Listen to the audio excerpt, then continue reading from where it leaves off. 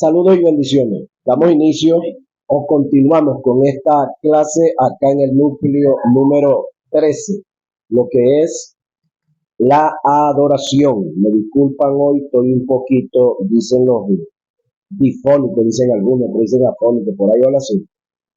Ok, nos toca ver los nombres propios, redentivos y calificativos, de los cuales se le adjudican a Dios por causa de acciones que él hizo en algunos hombres, manifestaciones de él, y estos hombres lo identificaron con estos nombres, de los cuales vamos a estudiar, de los cuales le reitero también que todos los nombres que aparecen acá en el Antiguo Testamento, que se dieron en la persona de Dios o Jehová, en el Nuevo Testamento todos se dieron en Jesucristo también. Lo que hay es que ubicarlos, buscarlos por allí, en cada lugar, en cada sitio, ¿sí?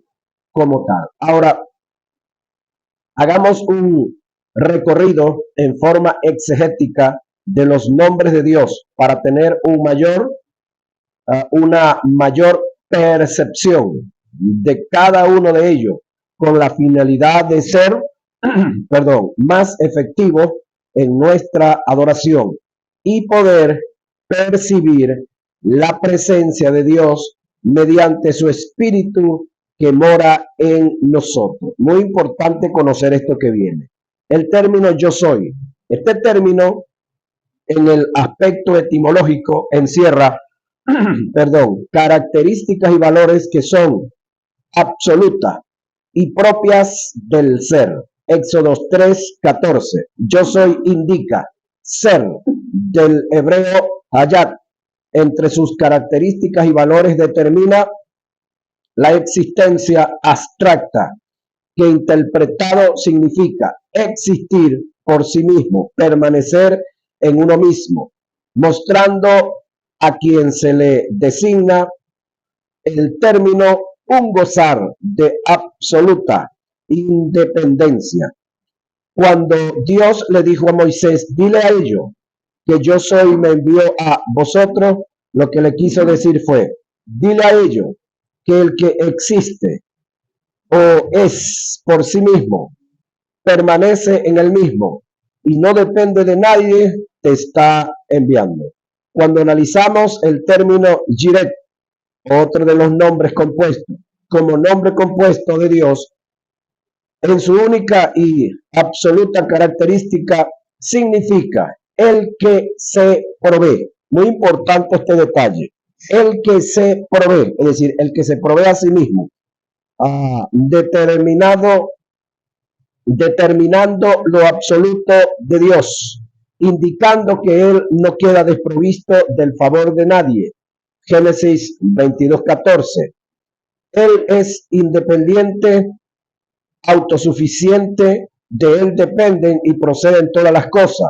Él es la sustancia misma del universo y de todo lo creado. Hebreo 1:3. A una de las cosas que yo quiero que usted analice y tenga muy en cuenta es lo siguiente, que cuando estamos hablando de Dios aquí y estamos hablando de estos nombres redentivos y calificativos, estamos hablando de los tres que componen la deidad. Es decir, no solamente Jehová es el gran yo soy, Jesús también es el gran yo soy y el Espíritu Santo también es el gran yo soy. Es decir, los tres juntos son Dios, ¿sí? No son dioses. Los tres componen un Dios, un reino, un solo trono, pero administrado, dirigido por los tres. Entonces, cuando hablamos del gran yo soy, eso se le adjudica a Jehová, se le adjudica al Verbo y se le adjudica también a el Espíritu Santo. Estemos claros en esa parte. Ahora, cerramos acá con Jiret, Hebreos 1:3. El término Jiret, por supuesto, lo decíamos que es el que se provee a sí mismo. En Juan 5:26 se refleja la característica del gran yo soy. Jesús dijo, porque como el Padre tiene vida en sí mismo. El texto sigue diciendo, así ha dado al Hijo tener vida en sí mismo. Ahora, el término Jiret tiene que ver con la provisión propia de Dios, no quedando desprovisto del favor de los hombres. Este nombre se manifestó en alto, cuando Dios fue provisto de un cordero en el monte, cuando Abraham fue a sacrificar a su hijo, cuando Isaac le preguntó al padre Abraham, ¿dónde estaba el sacrificio? Abraham le respondió, Jehová se proveerá, es decir, Jehová Jireh. El sacrificio era ¿para quién? Para Jehová. Entonces Jehová se proveería el mismo de cordero para el sacrificio.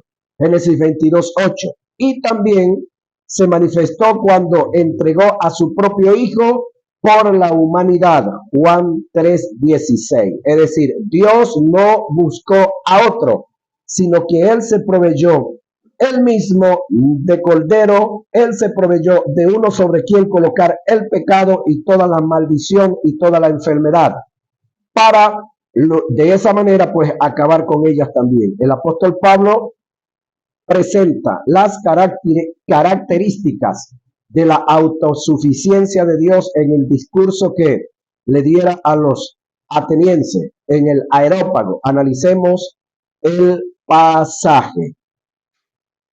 Entonces Pablo, puesto en pie en medio del Areópago, dijo: varones atenienses, en todo observo que soy muy religioso, porque pasando y mirando vuestro santuario, hallé también un altar en el cual está esta inscripción: al Dios no conocido, al que vosotros adoráis, pues sin conocerle es a quien yo os anuncio, el Dios que hizo el mundo y todas las cosas que en él hay, siendo Señor del cielo y de la tierra, no habita en templo hecho por mano humana, ni es honrado por manos de hombre, como si necesitase de algo, pues él es quien da a todos vida y aliento y todas las cosas y a todas las cosas y de una sangre ha hecho todos los linajes de los hombres para que habiten sobre toda la faz de la tierra, y les ha prefijado el orden de los tiempos y los límites de sus habitación, para que busquen a Dios si en alguna manera palpando puedan hallarle, aunque ciertamente no está lejos de cada uno de nosotros, porque en él vivimos y nos movemos y somos. Hechos 17:22 al 28. Una de las formas de honrar este nombre es evitar caer en el terreno de la autosuficiencia, la independencia, la arrogancia, la soberbia, la altivez y creernos el eslabón perdido de Dios. Siempre debemos tener presente que Dios llevará a cabo su obra, aunque tú no te prestes para ello. Él se proveerá. Dios es autosuficiente para todas las cosas. Él no depende de nadie. Él es la fuente. Él tiene provisión para sí mismo. Él es Jehová Jireh. Alguien dijo una hipérbole al tratar de explicar lo absoluto de Dios y su independencia. Dijo: Dios tiene tanto poder que se pudo haber hecho él mismo. Un poeta le hace una interrogante en una de sus poesías a su colega, teniendo una respuesta muy acertada. Él le dijo: aunque parezca prodigio, preguntártelo me es preciso. Decime quién hizo al mundo y quién hizo al que lo hizo. Su colega le respondió: contesta, yo te daré, pero no de todas dos. ¿Quién hizo al mundo fue Dios? ¿Quién hizo a Dios? No lo sé. Buena respuesta. Elión, Dios altísimo. Génesis 14:18. Este nombre se da por primera vez en el encuentro que tuvo Abraham con Melquisedec, donde el rey con toda su majestad reconoció la grandeza del gran yo soy. Entonces Melquisedec, rey de Salem y sacerdote del Dios Altísimo, Elión, sacó pan y vino y le bendijo, diciendo: bendito sea Abraham del Dios Altísimo, Elión, creador de los cielos y de la tierra. Bendito sea el Dios Altísimo, otra vez el término Elión, que entregó tus enemigos en tus manos y le dio a Abraham los diezmos de todo. Génesis 14, 18 al 22. Elión se deriva de Alá, que significa subir, ser elevado. Elión designa a Dios como el alto, como el que está por encima de todas las cosas, el sublime, el supremo. Elión en el Nuevo Testamento aparece reflejado como el Dios omniglorioso, es decir, el que tiene toda la gloria. Así lo registra Efesios 1:17. Elión, en todo sentido de la palabra, indica el Dios que está en las alturas y cuya gloria y magnificencia no la supera nadie. De allí el grave error de tratar de quitarle a Dios la gloria, lo que quiso hacer Lutero. Esto es el lugar de majestad, de superioridad, que solo le pertenece al Altísimo. Esto fue lo que Satanás intentó hacer y fue degradado, humillado hasta lo sumo. En él se dio lo contrario a Jesús, que por causa de haberse humillado, en este caso Jesús, fue exaltado al estado más alto de la preeminencia. Filipenses 2:5 al 11. Olán, Dios eterno. Génesis 21:33. Por primera vez es reconocido y nombrado por el patriarca Abraham. Y plantó Abraham un árbol tamarisco en Beerseba e invocó allí el nombre de Jehová, Dios eterno, el Olán. Génesis 21:33. Olán, este nombre califica a Dios en el tiempo en cuanto a que no está sujeto a él. Olán indica el que está antes del principio y después del fin. En Apocalipsis 1:8 se registra las características del Olán. Dice: yo soy el alfa y la omega, el principio y el fin. El término compuesto principio y fin no indica lo primero y lo último de Dios. El texto en su más amplio sentido lo que quiere decir es lo que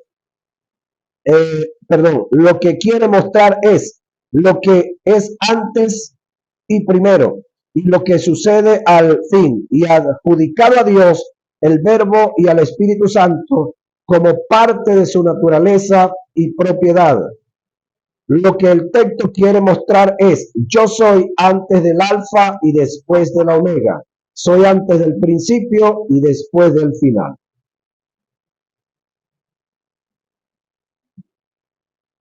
Eso es Olán. Gadna, Dios celoso. Mira esto que viene aquí. Hay un destacado político de acá de la nación que él ha proferido muchas veces que él es cristiano, que él le sirve a Dios, que Jesucristo es su capitán, que Jesucristo es su líder, pero después sale hablando que Coromoto lo ayuda, que lo ayuda Mano Goyo, el de allí del sombrerito, y así sucesivamente. Supongamos que ese individuo de verdad conozca a Dios, no lo conoce con este nombre. Mira lo que viene. Gadna, Dios celoso, Éxodo 25.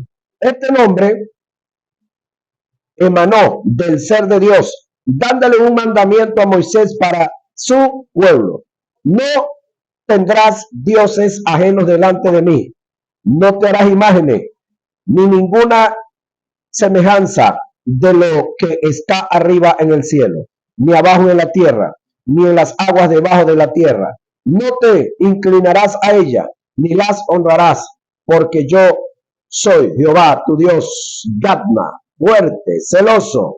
Éxodo 20, 3 y 5. Gadna, este nombre distingue a Dios como el que exige la preeminencia o el primer lugar en nuestra vida. es un nombre que está asociado con la adoración, en oposición a la idolatría. Para no quebrantar este principio y deshonrar este nombre, debemos tener sumo cuidado de no colocar a nadie en el lugar que le corresponde a Dios. Si alguien o algo ocupa el lugar que le corresponde a Dios, ante los ojos de él es un ídolo, y esto nos descalifica como adoradores. Un idólatra no es aquel que adora imagen, es aquel que conociendo al Dios verdadero o que conociendo a Dios se va en pos de dioses ajenos. Este fue el caso de la nación de Israel en muchas ocasiones y todavía. Juan el apóstol dice, hijitos, guardaos de los ídolos. Primera de Juan 5:21. Según el pensamiento del que escribe y el contexto, el término ídolo que aparece en el pasaje no se refiere a imágenes, sino a todo lo que el mundo te ofrece, que te llama la atención, dándole lugar en tu vida, fascinándote por completo, pasando a tener dominio de ti, quitándole a Dios el lugar que le pertenece. Hay tres áreas en las que te tienes que guardar y evitar caer en ella. De lo contrario, estarás creando un ídolo que ocupará el lugar de Dios y a su vez caerás y a su vez crearás un Frankenstein, un monstruo que no vas a poder dominar, que son la codicia por el dinero, la sed de prestigio relativo a la fama, la inmoralidad sexual relativo a todo tipo de fornicación. Este nombre se dio por causa del ente, de la adoración, y no por el sujeto, es decir, Dios.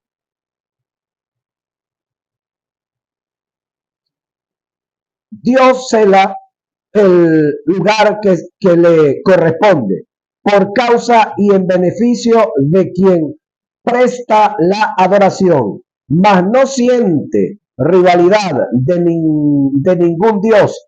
Él es soberano absoluto como Dios. Él es el único Dios vivo que hay en todo, en todos los tiempos y en la eternidad. Así lo describe el escritor de los Hebreos. Horrenda cosa es caer en manos del Dios vivo. En Hebreos 10:31. Observe que el texto dice del Dios, no de un Dios, indicando que hay un solo Dios vivo en la existencia del universo y aún en la eternidad. Eso es Gatna. Elohim, el creador, Génesis 1:1. En la traducción hebraica,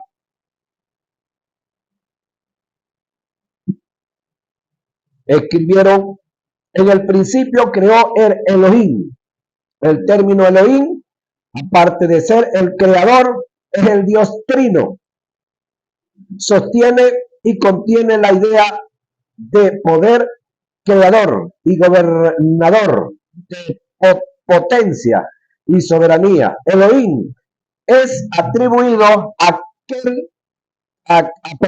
quien por su poderoso poder creó el vasto universo, quien dice y es hecho, quien hace las cosas de la nada, por cuyas palabras los mundos fueron delimitados, de modo que las cosas que se ven fueron hechas de lo que no se veía. De este Elohim, Pablo hizo referencia en el discurso que dio en el Areópago. Los atenienses, cuando le hizo mención del Dios no conocido, el Elohim, Hechos 17:22-26. Ninguno de los escritores que hizo mención del Elohim estalla con precisión, en forma compleja, completa, perdón, y concisa las características y la naturaleza del gran Elohim. Es imposible describir su grandeza como es imposible describir su creación. ¿Sí? El Shaddai, todopoderoso. El término Shaddai se parece un poco a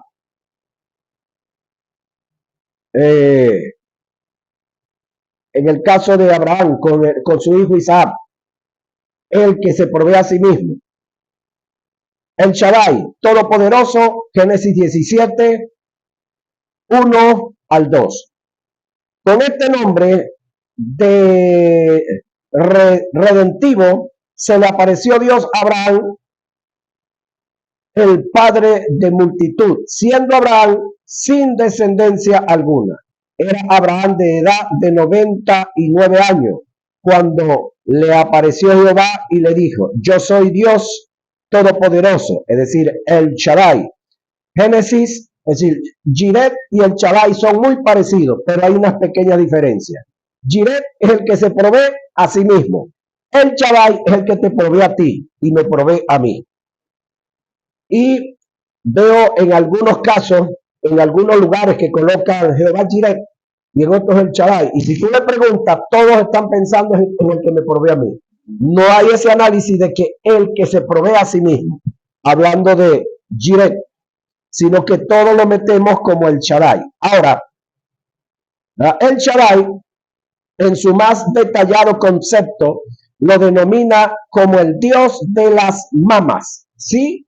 Es decir, este término es el Dios que tiene cualidades de madre, y alguien salió a predicar y a decir que Dios era hembra que tenía seno. No sé si ustedes vieron esa predicación por ahí. De paso la dio una dama, sí, un poco sonada en las redes sociales. Ahora el detalle está que es que se le dan cualidades de, no es que tiene, sino el que tiene cualidades de madre, el Dios de las mamas, de los senos, el que amamanta, el que saca su seno y te da de beber de su leche. Este nombre fue reconocido por Jesús en uno de sus sermones que daba a sus discípulos. Citemos el pasaje. Por tanto os digo, no afanéis por vuestra vida, que habéis de comer o que habéis de beber, ni por vuestro cuerpo, que habéis de vestir. No es la vida más que el alimento y el cuerpo más que el vestido. Mirad las aves del cielo, que no siembran, ni ciegan, ni recogen en granero, y vuestro Padre Celestial las alimenta. ¿No valéis vosotros mucho más que ellas? ¿Y quién de vosotros podrá, por mucho que se afane, añadir a su estatura un codo? Y por el vestido, ¿por qué os afanáis? Considerad los lirios del campo, cómo crecen, no trabajan ni hilan. Sí, os digo que ni un Salomón con toda su gloria se vistió así como uno de ellos. Y si la hierba del campo que hoy es y mañana se echa en el horno, Dios, el Shaddai, le da vida, así no hará mucho más a vosotros, hombres de poca fe. Este texto, sobre todo el primero, el que miremos las aves del campo, que no siembran, no trabajan y no hilan, se lo quieren agarrar un poco de flojos por ahí para no querer trabajar, para querer andar visitando de casa en casa por ahí, sobre todo entre las 9 de la mañana, las 12 del mediodía, las 5 de la tarde, y ellos dicen que viven por fe. Ahora el detalle está, ok, los pajaritos no trabajan, no recogen en granero, eso es cierto, pero a las 6 de la mañana no los va a conseguir usted en la misma rama donde durmieron en la noche. Salieron a diligentemente a buscar su alimento. ¿A dónde? Entre las ramas, no en la casa de los demás pájaros. Porque tenemos algunos que van de la casa en casa buscando por allá. Ve, hermano Pedro, ¿usted no tiene una bendición por ahí? Hermano Juan, que él le quedó por ahí de anoche, de ayer. Ahora, es cierto que los pájaros no hacen, es decir, no trabajan, no hacen esto, Dios los alimenta, pero diligentemente todos ellos salen a buscar sus alimentos. No afanéis, pues diciendo, qué comeremos o qué beberemos o qué vestiremos, porque los gentiles, es decir, los incrédulos, los inconversos, buscan todas estas cosas. Pero vuestro Padre Celestial sabe que tenéis necesidad de todas estas cosas. Mas buscad primeramente el reino de Dios y su justicia, y estas cosas os serán añadidas. Así que no os afanéis por el día de mañana, porque el día de mañana traerá su propio afán. Basta cada día su propio mal. Mateo 6, 24 y 25. Estamos hablando de quién? Del Shaddai, ¿sí? Del Dios que nos provee. Ahora, ese Dios tiene responsabilidad de proveernos siempre y cuando usted y yo estemos haciendo lo que Él nos llamó a hacer. Porque cuando usted está haciendo lo que a usted le viene en gana, pues Dios no tiene responsabilidad con usted. Es el otro detalle del caso. Acá la idea y el objetivo de Jesús con la exhortación que hace a sus discípulos es hacerles crear conciencia en cuanto a la forma de pensar relativo a la provisión. Y la palabra provisión es una palabra compuesta. Provisión, es decir, proveer de Dios por causa de una visión. Entonces, los que estamos haciendo lo que Dios nos llamó a hacer, vamos a tener provisión. Y esa provisión va a venir por causa de la visión de Dios y que yo me solté a caminar en ella. Ajá. Ahora, el que no está en la visión de Dios, no espere provisión. Es decir, si usted se pone a hacer lo que a usted le parece y no lo que Dios lo mandó a hacer, usted no va a tener provisión. Ahora, por causa de la preocupación que mantenían a causa de su solvencia, el pensar de esta forma es tener la mentalidad de los gentiles, que no tienen ni conocen a Dios. El pensamiento de un hijo de Dios debe ser todo lo contrario. Debe pensar como un príncipe, como hijo del rey. Un hijo de Dios tiene mentalidad de reino. El que vivamos en afán, ansiedad, preocupados, turbados por nuestra solvencia, es negar a Dios como nuestra fuente y sería el no reconocerlo y deshonrarlo a Él. Bajo este nombre redentivo, el Shaddai, la mejor forma de adorar a Dios, honrando este nombre, el Shaddai, es confiando en su provisión, sin vacilación alguna. Rafa, tu sanador. Éxodo 15, 26. Rafa, este nombre caracteriza a Dios como el sanador. Esta es una de las áreas de la adoración más difíciles de ejecutar y más cuando se está enfermo. Si estando sano, poco le hacemos, poco lo hacemos, es decir, honramos a Dios muy poco cuando estamos sanos. Ahora, ¿cómo yo voy a honrar a Dios cuando estoy sano? Bueno, sencillamente dándole gracias a Él, haciendo oraciones de acción de gracia cuando nos levantamos o en cualquier momento, dándole gracias porque nuestro sistema inmunológico está bien, nuestro sistema digestivo está bien, nuestro sistema óseo está bien, nuestro cuerpo está sano. Es decir, el hacer oraciones de gratitud y agradecimiento mientras estemos sanos es una manera de adorar a Dios acá en este término de Jehová Rafa, reconocerlo como no solamente el que me sana, sino el que me mantiene sano y libre de toda enfermedad, libre de toda dolencia. Ahora, decíamos que adorar a Dios, que la adoración más difícil de ejecutar y más cuando se está enfermo, o es más cuando se está enfermo, si estando sano, poco lo hacemos. Cuanto más estando enfermo, debemos entender y reconocer que Dios es el sanador. Oiga, aun cuando no me haya sanado, Dios no tiene que sanarme. Con hechos lo Dios no tiene que mostrarme con hechos lo que Él es. Él es absoluto en todas las cosas. Y aunque no me haya sanado, Él sigue siendo el sanador. Debemos reconocer a Dios por lo que Él es, aún en contra de las circunstancias.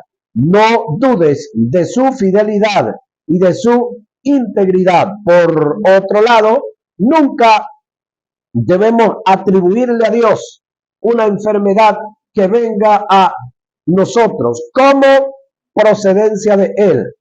En Él no hay enfermedad. Él no enferma a nadie. Él es nuestro sanador.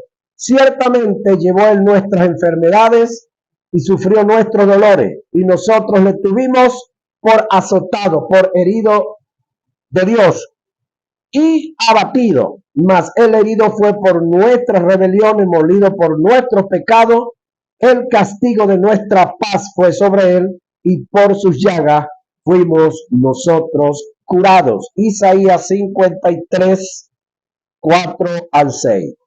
Quien llevó él mismo nuestros pecados en su cuerpo sobre el madero, para que nosotros, estando muertos a los pecados, vivamos a la justicia, y por sus llagas o heridas fuiste sanado. Lo dice también en Primera de Pedro 2:24. Nisi, mi estandarte. Éxodo 17:15.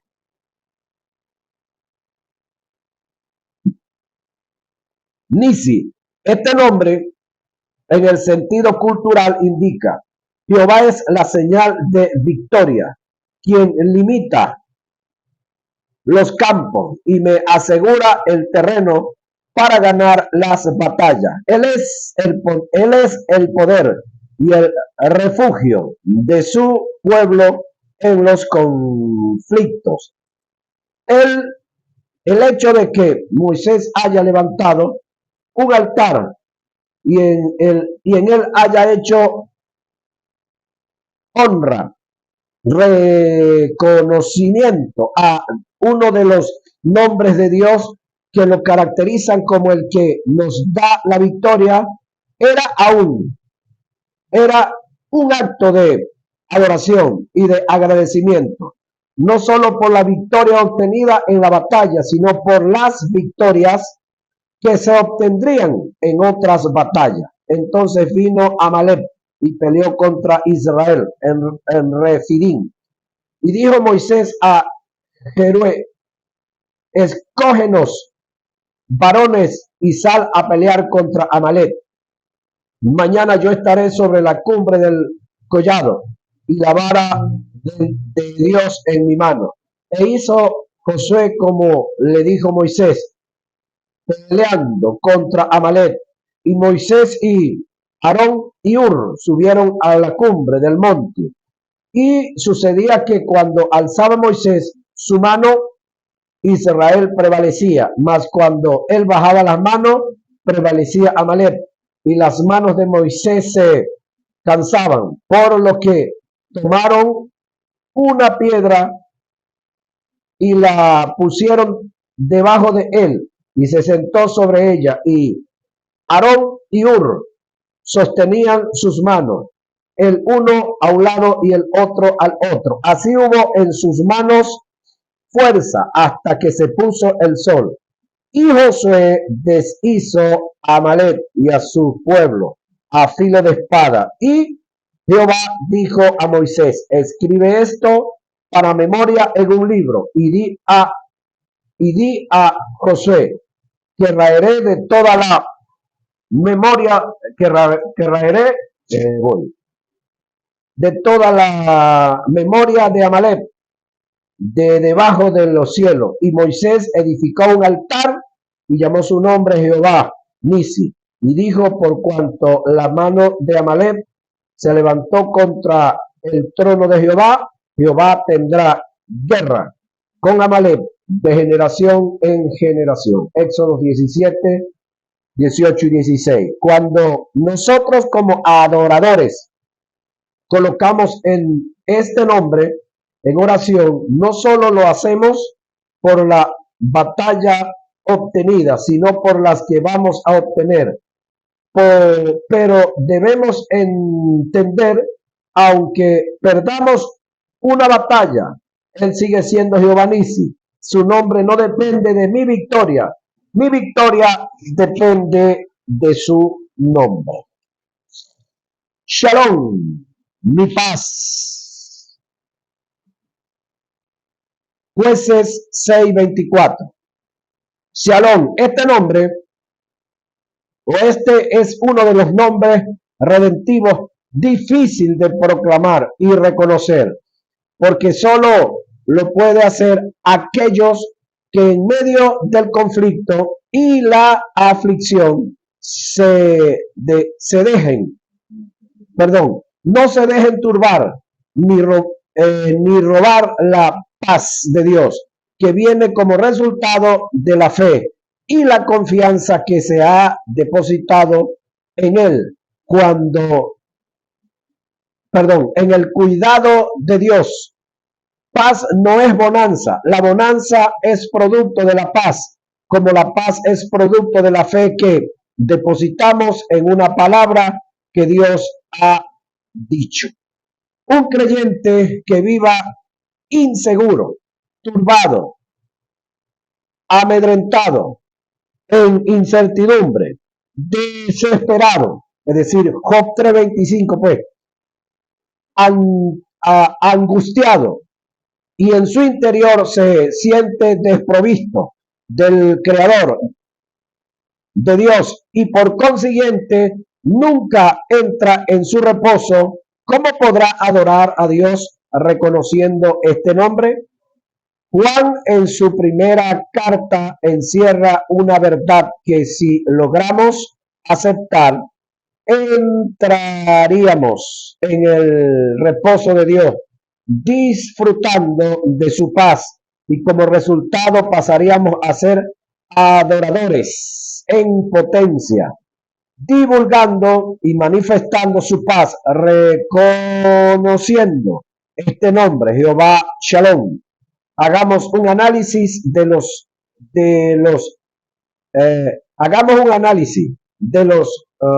algunos pasajes que tienen relación con este nombre redentivo.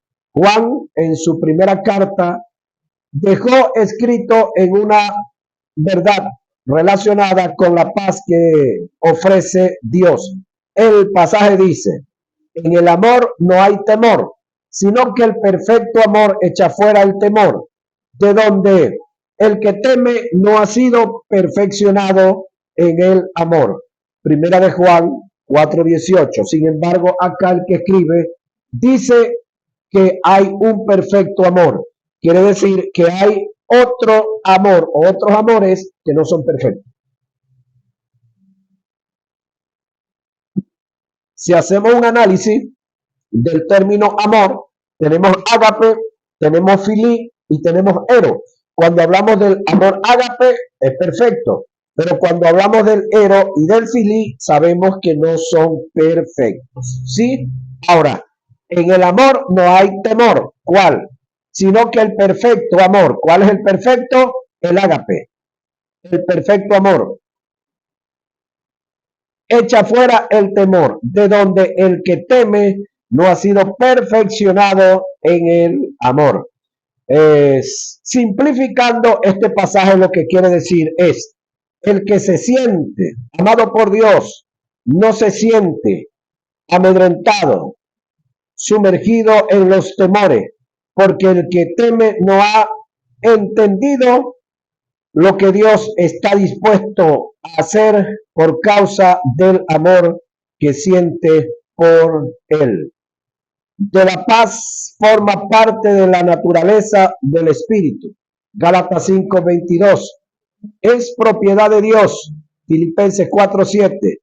Es parte de la propiedad del Espíritu Santo, impartida al hombre como producto del nuevo nacimiento y que debe desarrollar en su espíritu, formar el alma y manifestarlo en su diario vivir. El término paz del griego es eirene, del hebreo shalom, que tiene que ver desde la perspectiva teológica con la quietud del alma. La paz no es bonanza. La bonanza viene como producto de tener paz. Juan 16:33. La paz os dejo.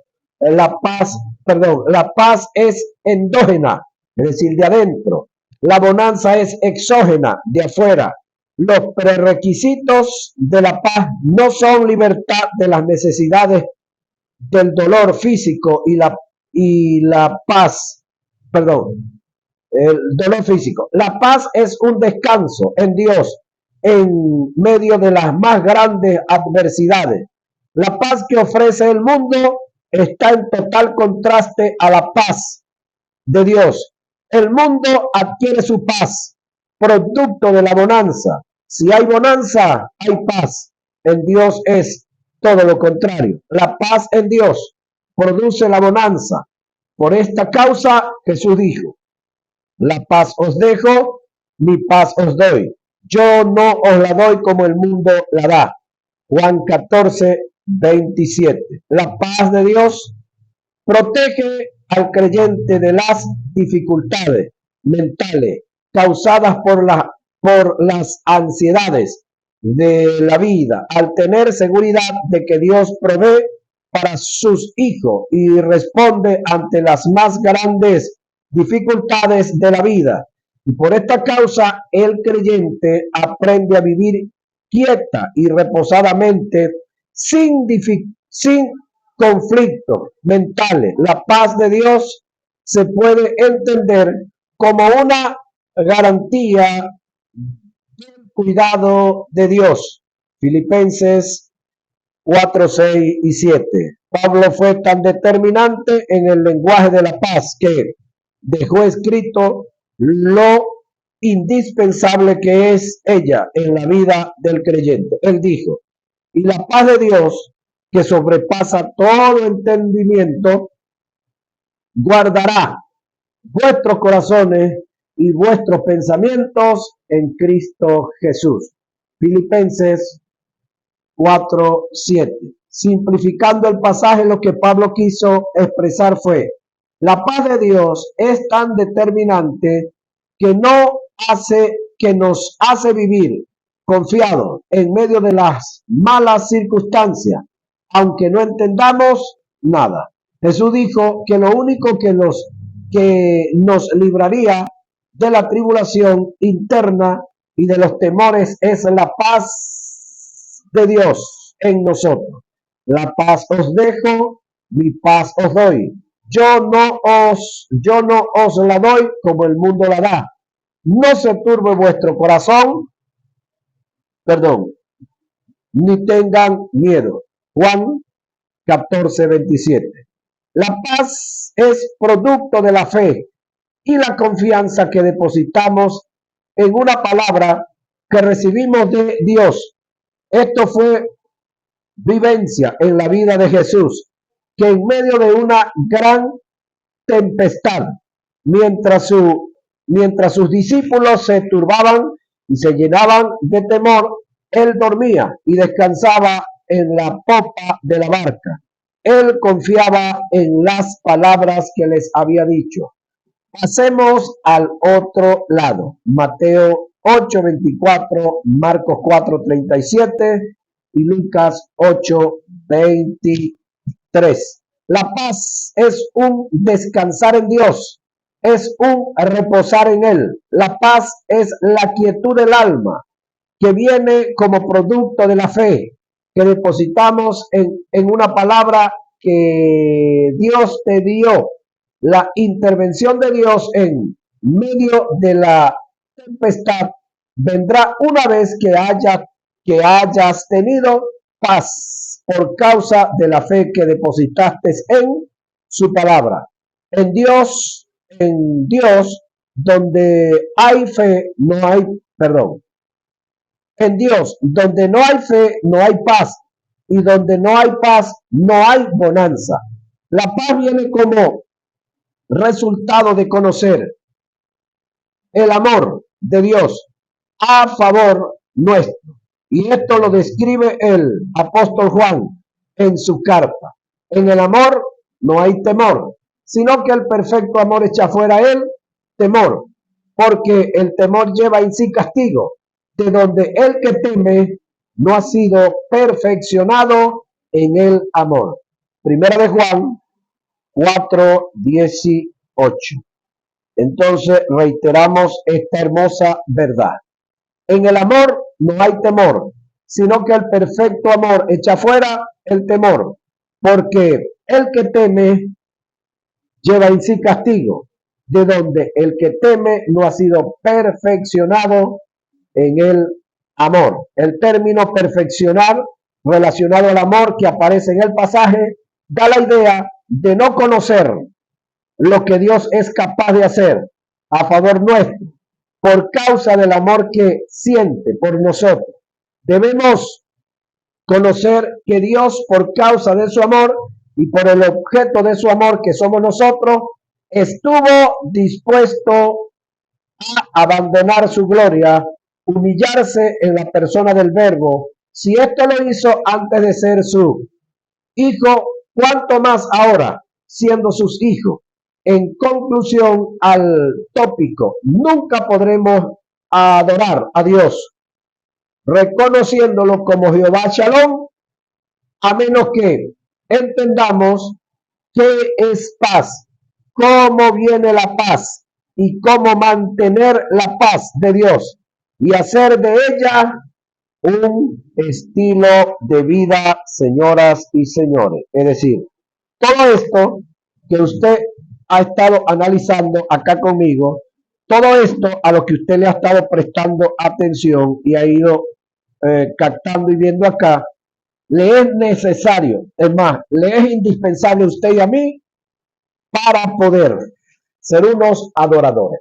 No conocer esto, no vivir esto, no estar claro con esto, nos descalifica, señoras y señores, como adoradores.